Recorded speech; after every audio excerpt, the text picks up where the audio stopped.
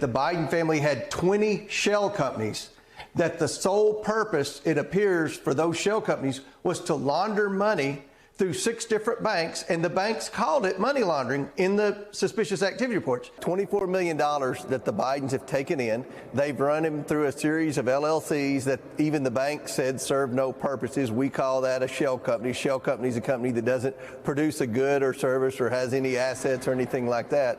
And then they laundered the money down to the Biden family members. Well, as it turns out, that might be your classic case of projection. Congressman James Comer, the guy you just saw there, the chairman of the House Oversight Committee, who for months has accused Hunter Biden and other Biden family members of engaging in, quote, shady business, as he calls it, is now under increased scrutiny himself for having his own shell company. In new reporting, the Associated Press found that Comer's company, quote, functions in a similarly opaque way as the companies used by the Bidens. New insights into Congressman Comer's financial deal come in the wake of yesterday's vote to open an impeachment inquiry into President Biden, based on Comer's many months long investigation that passed strictly along party lines, with all 221 Republicans voting yes. Despite that vote, Republicans have yet to show any evidence, not a shred, of misconduct from their investigation. Here's what Chuck Grassley, who leads the Republicans' investigative efforts into Hunter Biden on the Senate side, had to say about it. I'm going to just follow the facts where they are, and the facts haven't taken me to that point where I can say that the president's guilty of anything. Joining me now at the table, Democratic Congresswoman Elissa Slotkin of Michigan. She's a member of the House Armed Services Committee, as well as a candidate for the U.S. Senate. Congresswoman, thank you so much for joining me. Of course. I just have to start with Congressman Comer, because he's been busy saying a lot. But it seemed, and he's definitely been the ringleader in this circus. But what do you make of the recent reporting? It's a little bit of hypocrisy showing itself there. Look, I think that it's, first of all, it's sort of sloppy, right? If you're going to be attacking someone and then you find that you are doing the same thing, like, clean your story up here. But I think it's just part and parcel of the bigger story, which is this is meant to distract. Mm-hmm. This is meant to talk about Biden and legal issues instead of Trump and legal issues. And the Republicans are saying that. You know, you have people like Senator Grassley saying, I'm not seeing the facts. But then you have others like Troy Nehls saying, look, this is to get Donald Trump back, baby. Like, this is the reason we're doing this. So we need to believe them when they say that. And it was just sad to see every one of my Republican colleagues vote in support of that impeachment inquiry. It just is, again, deeply disappointing. Yeah, I mean, some of these tactics, it reminds me, you spend so much time in the national security space, I've spent some time in it, of that kind of typical Putin-esque, like, muddy the waters, everybody's corrupt, all of this is bad, to kind of make it a little bit better. That's for them, for the corrupt one.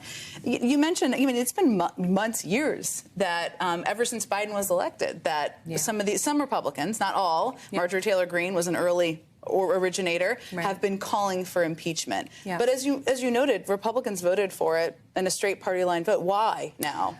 You know, I think it's, again, part of a bigger story that's going on in our country, which is there are a lot of people on the Republican side of the aisle who know that this is nothing, who know that, like Grassley, there's no facts there.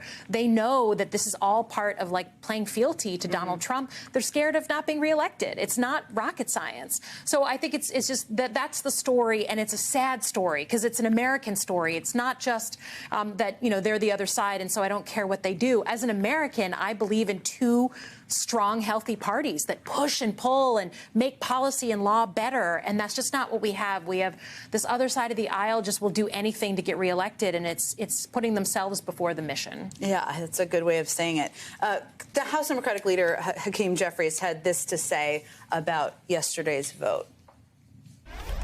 The extreme MAGA Republicans in the House were ordered by an organized crime boss, the twice impeached former president of the United States, who has been, we've seen, a living, breathing, one-person crime wave.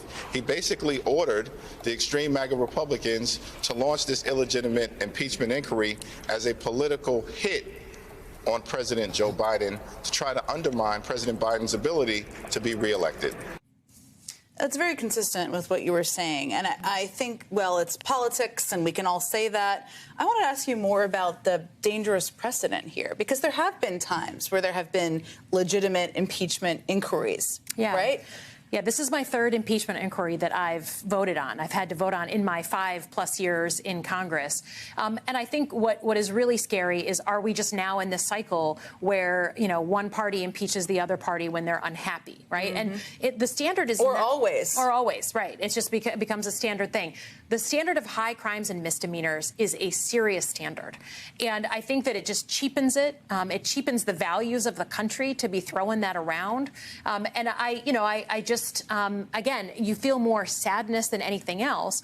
In the meantime, I think we are really getting to the point, 2024, we're on the edge of it here. There's a very real possibility that Donald Trump could be reelected. And I think that you're going to just see the temperature go up and more shenanigans like this that really put, again, the country secondary to what Donald Trump wants.